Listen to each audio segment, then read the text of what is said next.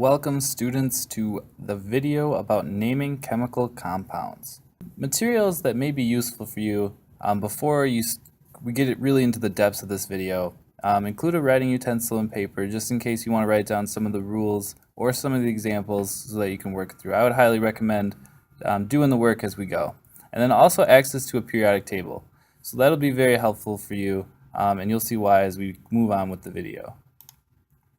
So here are the basic rules. So the number one rule, it's kind of hidden up at the top, but remember that you have to determine if the molecule is ionic or covalent bonding, because that determines what type of rules you use.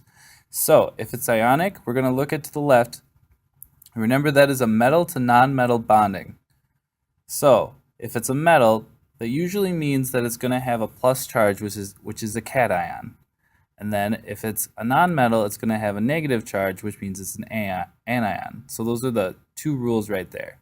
So then rule number 3 says cations always go first because they can. Notice that C is capitalized for cation and then A for anion. So always remember can when you're thinking about ionic molecules. Then we move on to 4A and 4B. There will be no examples of 4B in this video. However, we will discuss more of that in class, and then that'll also appear in a more advanced video. But we'll be using mostly 4A. So if the anion's in an element, add the "ide" suffix. So then we have our oxides, our sulfides, our bromides, our fluorides. So all those nonmetals get that "ide" ending. All right, so then we're going to switch over to the covalent side. Rule number 1 is if the first element, you just write down its name. So whatever it is, just write it down. So then rule number 2, if it has more than one atom, add an appropriate prefix. So remember, it has to have more than one. Never add mono to that first molecule. I tried to make it as point as I could there, bolded, underline. Make sure you never add mono. So rule number 2, second element, you always add the "ide" suffix. Now remember, that is the same as rule number 4 in the ionic section. So that's how you can get confused about which one is which. And then we move on to number 3, count the number of atoms and add an appropriate prefix. So the second atom, you will see that mono there, but never add it to that first molecule. But don't forget that if it's the first molecule, you do have to add your dis, your tris, and your tetra. And we can get to that as we get to the examples. So here's the periodic table. I want to show you, if you're looking at molecules other than hydrogen, remember hydrogen is a nonmetal and it's colored in pink, so it goes over here to this section. But if you're looking at the alkyls, or we get into the transition metals in this area, those are all metals. And then also this little kind of stair step over here is also your metals. So if you see any of those, that should scream to you ionic right away.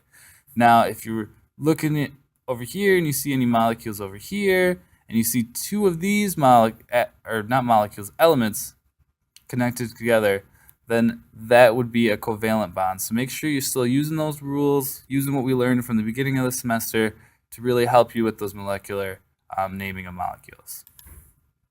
So let's practice. We have our first compound here. I'm going to tell you it's ionic. And so we have CaO, which is calcium bonded with oxygen. And so then I say that calcium is +2 and oxygen is -2. But wait, which one's the anion, which one's the cation? Remember this picture from the beginning of the semester. Anions are negative and cations are always positive. So just kind of a reminder there. So then we're moving on here. So calcium is the cation because it's got that positive charge. Oxygen is the anion because it has a negative charge. Remember cans, so that means so the cation, when we're naming it, is always going to go first, which is going to be calcium. And then our anion is the element that adds the "id", so oxide. So the final answer then would be calcium oxide. So then we're going to move on to our covalent bond over here. So we have a silicone bonded with 4 fluorines. So, and then we'll look at the rules there. So remember, we're just going to write down the first name, which is silicon.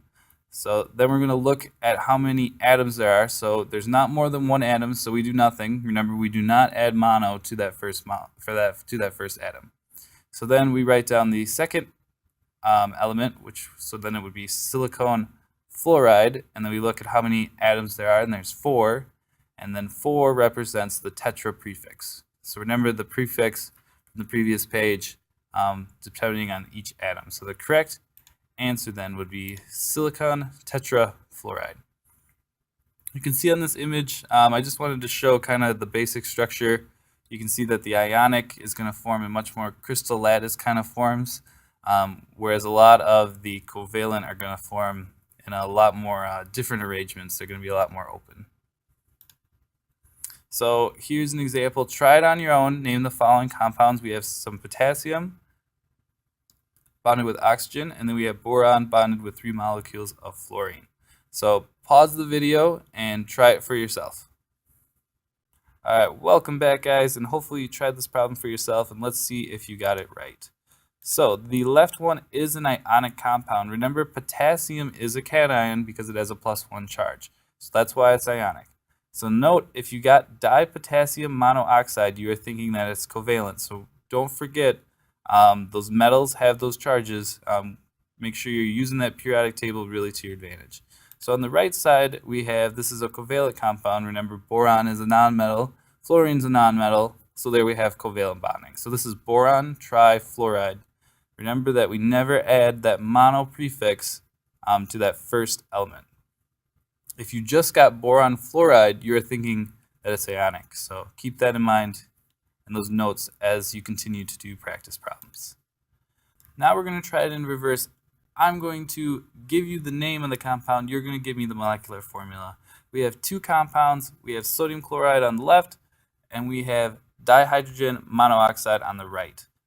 So take a moment, pause the video, think about what the molecular formula could be, and then restart the video when you have an answer. All right, welcome back, students. So here we go. For sodium chloride, that is indeed an ionic compound. The molecular formula then would be NaCl. Remember that Na has a +1 charge because it's on the far left column, and then chlorine has a also -1 charge. So +1, -1 charge makes that balanced. And then remember that it is ionic because sodium is a metal. Then we move to dihydrogen monoxide. Covalent molecule, the molecular formula is H2O. And then note that both hydrogen and oxygen are nonmetal elements, which makes this a covalent molecule. So now we are into the review section. So the first thing I want you guys to remember is never forget rule number 1, the importance of trying to figure out if it's ionic or covalent. That really concretes what you're going to do from the next steps. So really make sure before you start anything, figure out, is this an ionic compound or is this a covalent compound, and that will determine the steps that you take and the rules you use. So the second step is practice, practice, practice. It's not going to come easy. You got to put in a lot of problems. You have to see kind of how molecules react, and this will really help you with determining charge of different molecules and balancing those molecular equations as well. So remember, this is the basics of molecular naming. We're going to build on this in class. But don't panic, there'll be another video for more advanced topics. So just know that more is coming. This is just the basics. I posted helpful websites for additional problems on the class website. So if you're looking for additional problems other than homework, check out those websites, do those problems, and get to a relatively comfort level. We will be building on this kind of knowledge in class. So, and if you're struggling, do not hesitate to ask. This is very important to chemistry. We are going to use this for the rest of the semester. So make sure that you get a great understanding so you don't fall further behind. All right, that was molecular basics. Thank you for watching, and I'll see you in class.